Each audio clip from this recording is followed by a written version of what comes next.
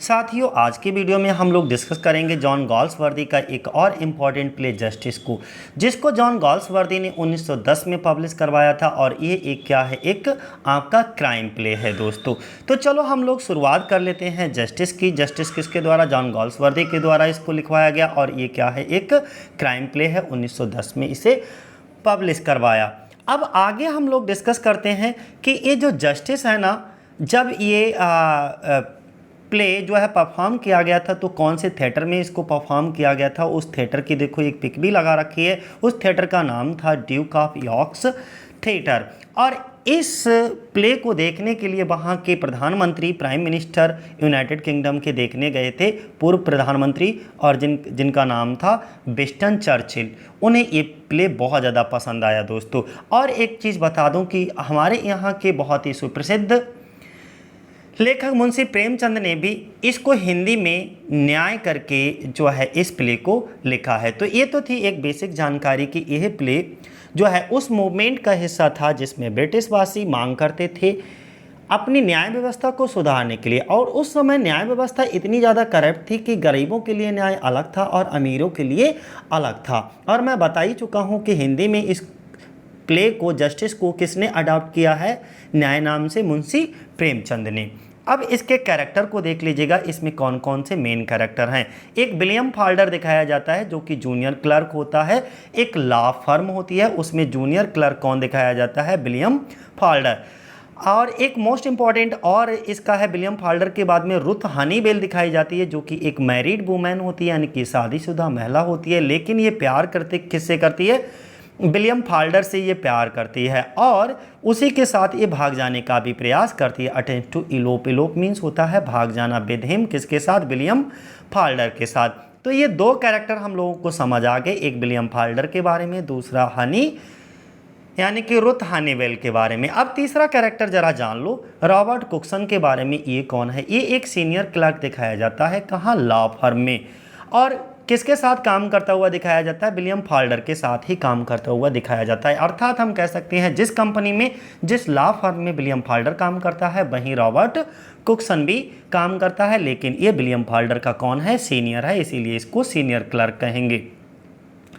James how और Walter how, ये दो कैरेक्टर और मैं बता रहा हूँ। जेम्स हाउ और वाल्टर हाउ ये क्या दिखाए जाते हैं? जो लॉ फर्म होती है जिसमें कौन, ये रॉबर्ट कुक्सन और विलियम फाल्डर काम करते हुए दिखाए जाते हैं, ये इनके मालिक होते हैं। मात्र तो दो ऑनर है हो गए। ऑनर कौन कौन हो गया? जेम्स हाउ और वाल्टर हाउ। अगर तुमसे कोई पूछे कि ऑनर द लॉ फर्म का ऑनर यानी कि मालिक कौन दिखाया जाता है, तो दो लोगों का नाम लोगे आप लोग, जेम्स हाउ और वाल्टर हाउ। इसके बाद में जो विलियम फाल्डर एक फॉर्जरी कर देता है, यानी कि 9 के जगह पर 90 कर देता है, तो उसकी जब उसे जेल हो जाती है तो उसका लॉयर कौन होता है? उस लॉयर का नाम होता है, विलियम फाल्डर के लॉयर वकील का नाम होता है Hector from.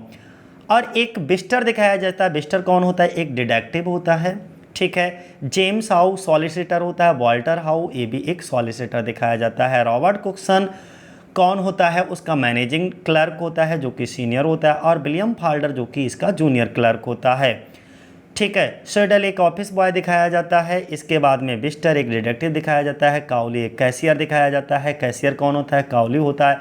Mister justice Floyd कौन होते हैं? जज दिखाए जाते हैं। और हेराल्ड क्लेवर कौन होते हैं? एक ओल्ड एडवोकेट दिखाया जाता है। हेक्टर फ्रॉम एक यंग एडवोकेट दिखाए जाते हैं। कैप्टन डैनसन बीसी एक प्रिजनर गवर्नर होते हैं। एक रेव हाग मिलर एक प्रिजनर चैपलिन दिखाए जाते हैं। एडवर्ड क्लीमेंट जो हैं वो भी प्रिजनर डॉक्टर दिखाए जाते हैं। बूडर कौन होते हैं? चीफ बार्डर दिखाए जाते हैं। और मनी एक कन्विक्ट वहीं का अपराधी दिखाया जाता है। क्लिफ्टन ए भी कन्विक्ट होता है। ओ क्लेरी ए भी एक अन्य कन्विक्ट दिखाया जाता है वहाँ पर। और रुथ हनीबेल के बारे में आप जानते हुए, ये एक महिला होती है जिससे प्यार करता है कौन? William Falder.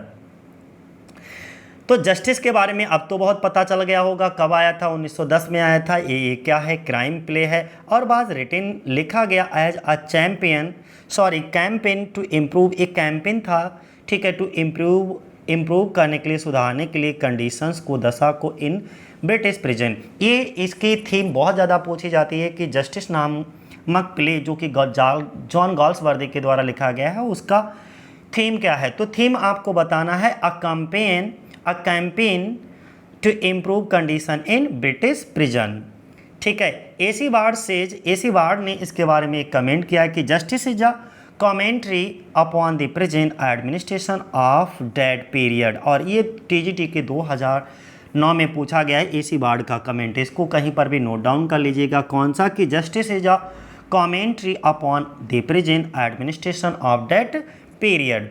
इसके बाद में दी ऑथर सोच, लेखक इसमें क्या दिखाना चाहता है? आवर लीगल सिस्टम को दिखाता है, is bare fit and divided of any justice. दूसरा क्या सटायर करता है? कंटेम्प्रेरी इंग्लिश सिस्टम को ऑफ लॉ एंड जुडिशरी को, लॉ और जुडिशरी किस तरीके से वर्क करते हैं।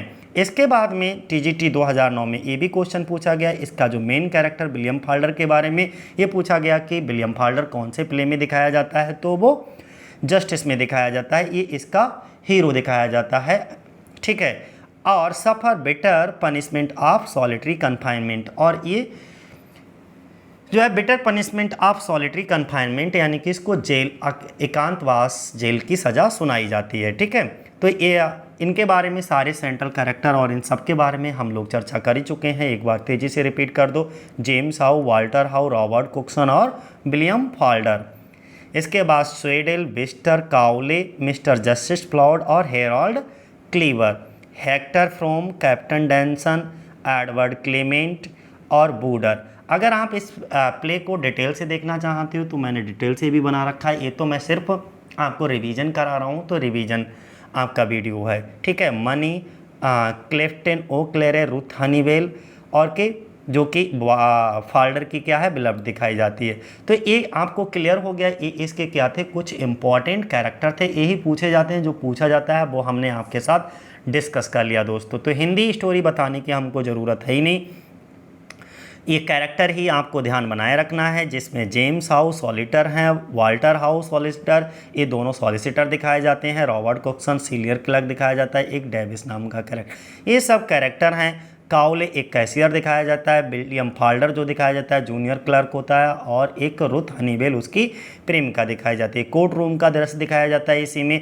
और कोर्ट रूम में जो जज दिखाए जाते हैं वो कौन होते हैं? मिस्टर जज, जिनका नाम होता है जस्टिस फ्लॉयड नाम होता है। तो तुमसे पूछे कि इसमें जज होते हैं उनका नाम क्या है, तो जस्टिस फ्लॉयड बताओगे। और इसके लॉयर जो होते हैं वो लॉयर हेक्टर फ्रॉम दिखाए जाते हैं, एक इसके फाल्डर के लॉयर होते हैं। इसके बाद में एक प्रोसिक्यूशन लॉयर दिखाए जाते हैं हेराल्ड क्लेवर के, जो कि गवर्नमेंट काउंसिल होते हैं। कोर्ट रूम का दृश्य इस तरीके का होगा।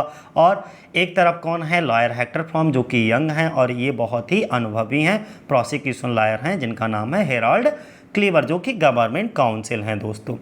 एक कैप्टन डेंसन दिखाए जाते हैं, जो कि प्रिजनर गवर्नर होते हैं, जिसमें विलियम फाल्डर और रुथ हनीवेल, ये सभी देखो रॉबर्ट कुक्सन, वाल्टर हाउ और जेम्स हाउ, ये सभी कैरेक्टर आपके इसी में दिखाए जाएंगे दोस्तों।